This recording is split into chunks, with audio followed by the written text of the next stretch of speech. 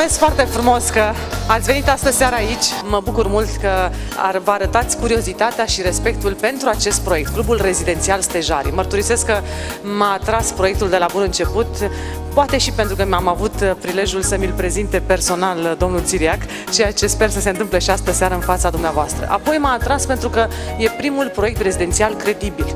Și cred că e prima dată când în România, de fapt nu cred, sunt sigură, când în România există un club rezidențial care întrunește toate calitățile, oricât de pretențioși ați fi. Dați-mi voie să invit alături de mine doi dansatori perfecți, pe Mihai Petre și pe Elvira Duda.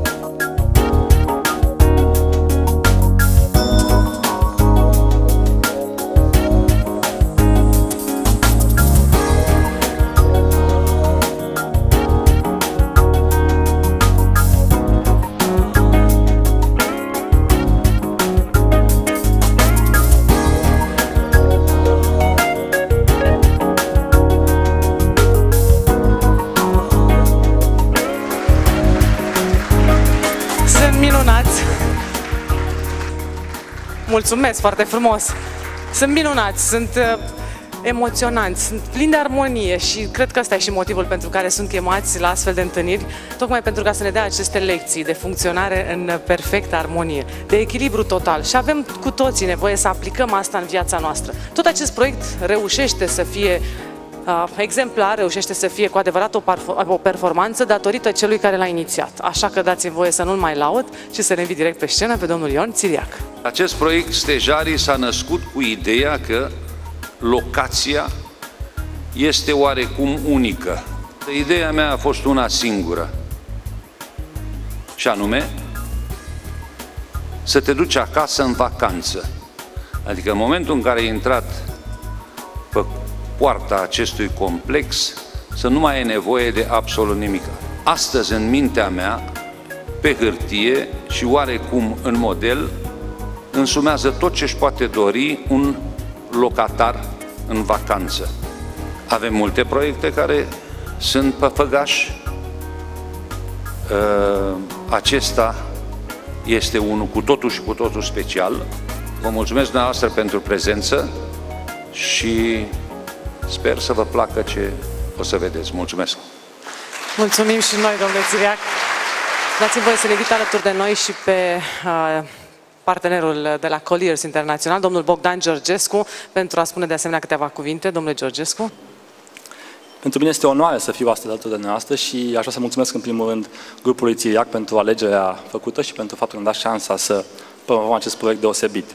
Proiectul Stejarii îmi dă o speranță. Mă face să cred că se poate să ai o viață bună și în România, în momentul în care vezi proiecte construite profesionist, un proiect construit cu companii serioase, cu o finanțare foarte bună, o calitate și o atenție la calitate peste atenția la costuri, care este rar întâlnită în piața imobiliară. Este un proiect care, practic, e construit mult peste standarde locale și, cum spunea și doamna Mihaela Rădulescu, cu siguranță comparabil cu multe proiecte de calitate din toată lumea. Pentru că, până la urmă, e viața noastră care se poate schimba și calitatea vieții noastre are de câștigat. Vă mulțumesc! Mulțumesc și eu, domnului Bogdan Georgescu și domnului Ion Țiriac. Vă invit pe toți să aveți o plimbare, dacă vreți un tur virtual, să-i spunem corect, prin acest club rezidențial Stejarii. Vă invit să vedeți filmul.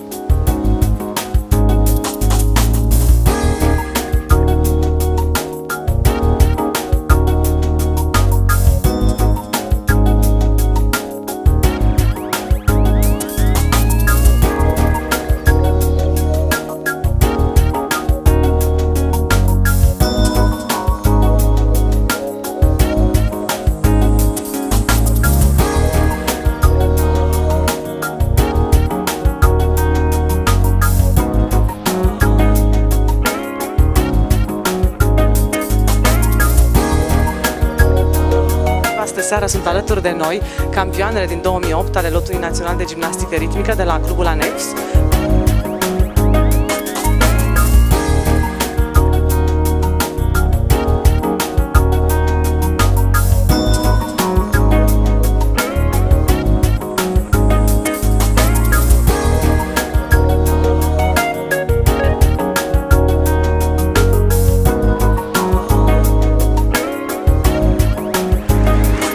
Mulțumesc foarte mult! mulțumesc și domnului Țiriac și tuturor celor prezenți și vă rog să nu ezitați să admirați îndeaproape macheta Clubului Rezidențial Stejarii și să îl credeți pe cuvânt pe domnul Țiriac când v-a spus că e ceva deosebit aici, ceva ce nu s-a mai făcut în România, ceva ce probabil că nu o să se facă niciodată la asemenea standard.